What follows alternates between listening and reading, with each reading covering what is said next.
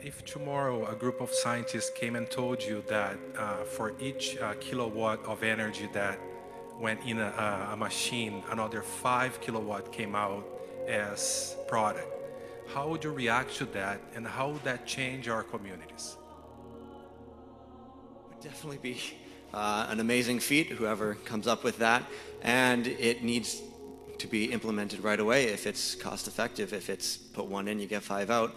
It's definitely of public interest, because if we have the ability to have unlimited sustainable energy, it needs to be available to all BC residents. So let's sit down and have a conversation. Let's talk about how we can make this happen.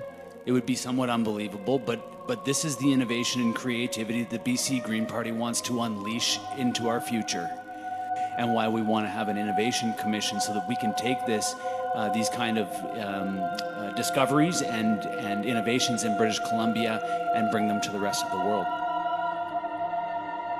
We'll be establishing funds to invest in green technology, and if your invention or proposal proved itself, then the BC NDP government would consider an investment. Very much, Gary. Thank you. Thank you. You got the energy going in the room here about possibilities. So, what is the Belluaire Component? The Belluaire Component is an electro-mechanical device that incorporates the concept of an infrasonic-reactor to generate electricity. Okay, so it is used to generate electricity, but how does it work? It works by converting resonating energy into a mechanical movement. When the infrasonic reactor is near a vibrating source, it resonates in a similar way to an acoustic tuning fork. Let's take a moment to review how sound and vibration work.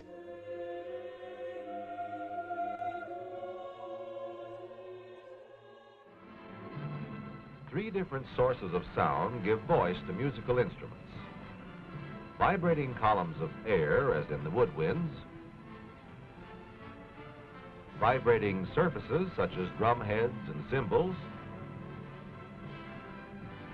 and vibrating strings such as those of the string section. But whether or not a sound is musical, each of the countless sounds in our environment originates in some object that vibrates. We experiment first with a tuning fork. When the fork is struck, its prongs begin to vibrate. These vibrations set up invisible waves in the surrounding air. We can picture these waves as animated drawings. Striking the prongs distorts them. Like other solid objects, these prongs resist distortion. They spring back and forth, thus producing new distortions. Each movement or vibration sets up new disturbances, or sound wave impulses. These continue as long as the prongs are in motion. The speed with which sound waves move depends upon the medium through which they pass. We will assume that these waves are being transmitted by air molecules. Every time the prongs move apart, they push against the adjacent air. In turn, this movement affects the air further on. Okay, but I still don't understand how sound can generate electricity. That is okay. Let's look together at some practical experiments using a tuning fork. When using a tuning fork, hold it by the base and strike the end of the tines with a rubber mallet. If a mallet is unavailable, strike it against something moderately soft like a bent knee or a mouse pad or the edge of a table. Once it's vibrating, touch the lower part of the tines near the joint to dampen out the unwanted higher harmonics. Hold the tines near your ear or the base of a large flat surface such as a tabletop or a whiteboard. Try dipping the tuning fork in water. All sounds come from vibrations. This experiment looks great in slow motion.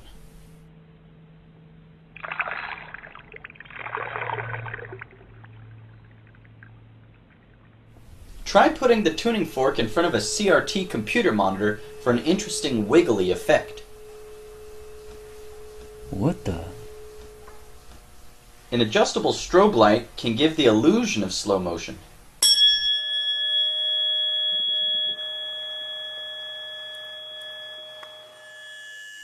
Is this tuning fork even moving? Whoa, I guess it was. Okay, I can see the vibrations on the tuning fork are very powerful, but how does it create more energy? It creates more energy by causing other tuning forks to work without being struck. The same energy applied to one tuning fork can be transmitted to several other forks. Let's take a quick look at how resonance works. One of the most famous demonstrations is that of resonance. I have these two tuning forks which are on the same frequency, 256. If I sound one of them, the sound gets transported to the other through resonance, and back again. Here's a way you can enhance the demonstration. I've hung a ping pong ball on a string and it's up against the edge of one of the tuning forks. Watch what happens.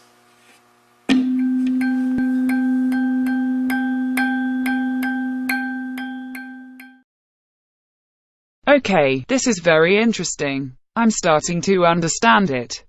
The infrasonic reactor is much more complex and powerful than a tuning fork, but both uses resonance to transmit energy.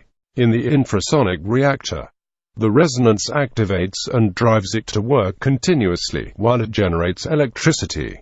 The higher the number of reactors configured surrounding a source, the higher the electric power it generates.